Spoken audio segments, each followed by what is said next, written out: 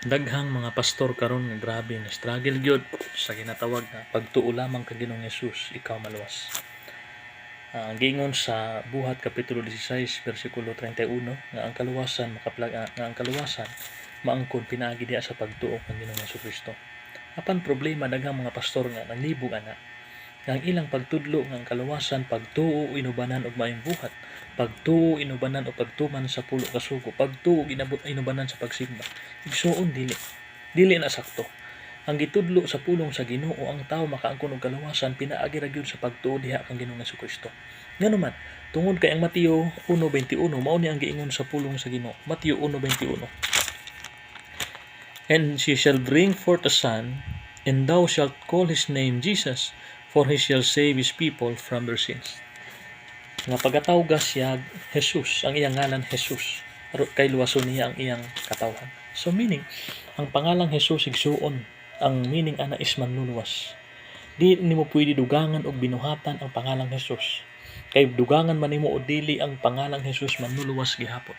Mao na nga ang manluluwas dili ang atong kaugalingon, dili ang atong simbahan, dili ang atong binuhatan, kundi si Jesus ra gyud. Nga ang tawo makaangkon og kaluwasan diha ra gyud kay Jesus. Tungod kay si Jesus ang manluluwas unsa may buhaton sa tawo aron siya maluwas. Ang giingon sa pulong sa Ginoo. Ang Buhat kapitulo 16 bersikulo 31 gibasa nato ganiha gisulti na nako nga ang kaluwasan tumuo ka ni Ginoong Hesus maluwas ka og ang imong panimalay. Mao na igsuon nga ang tawo makaangkon sa kaluwasan dili sa binuhatan o relihiyon o unsa man diha kundi diha lamang ang tawo makaangkon og kaluwasan diha ra gyud kay Hesus. Once nga mutuo ka diha kang Ginoong Hesukristo, mutuo ka nga siya namatay tungod sa atong mga sala, gilubong og sa ikatulong adlaw nabanhaw sa pag-usab matud pa sa kasulatan, ingon ang pulong sa Ginoo ikaw makaangkon og kaluwasan. Dili sa mga buhat ining kalibutan. Mao na nga gingon ang buhat nag-ingon ng Juan kapitulo 14 bersikulo 6. Ingon niya, John chapter 14 verse 6. Sinabi sa kanila ni Jesus, ako ang daan at ang katotohanan at ang buhay. Sino man ay di makaparuroon sa Ama kundi sa pamamagitan ko. Ingon ni Jesus, ako ang dalan, kamatuoran ug ang kinabuhi. Walay makaadtungan to sa Amahan kung dili mo agi kanako. So meaning, giklaro ni Ginoong Hesus nga wa gyoy makasakag langit kung di ta moagi ni Kristo. Mao kinahanglan mo tuo ka nga si Jesus ra gyud ang manluluwas. Dili ang imong kaugalingon, dili ang imong binuhatan, kundi si Jesus ra gyud ang manluluwas. So pangingon, Buhat 4:12. Mao nag-ingon sa Buhat 4:12.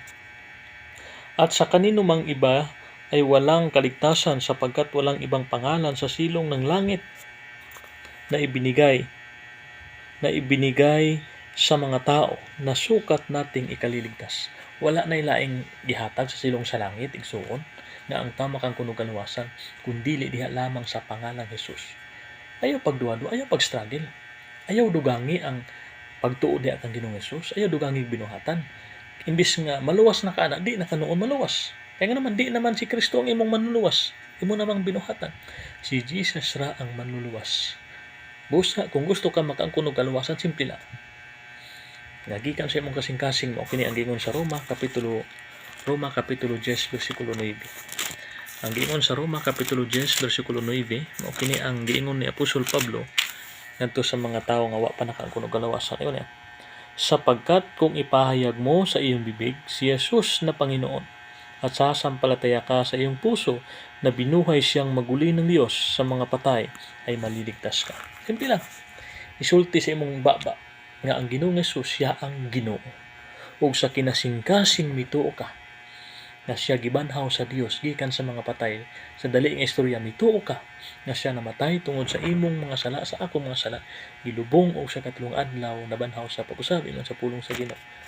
Maluwas ka. Ang kaluwasan igsuon, dili sunod adlaw, dili ugma, dili sunod tuig, dili human sa atong kamatayon, kundi ang kaluwasan karon dayon. So na to ang ikaduhang Korinto kapitulo 6 bersikulo 2. Ikaduhang Korinto kapitulo 6 bersikulo 2. Mao ning giingon sa pulong sa Ginoo, sapagkat sinasabi niya sa panahong ukol kitay pinakinggan.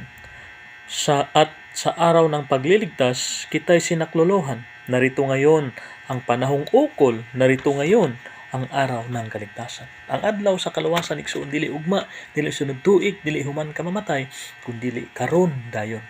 Sa panahon nga mituo ka ni Ginoong Jesucristo, makaangkon kang kaluwasan. Nabisag mamatay ka, langit ang imong padulungan. God bless you.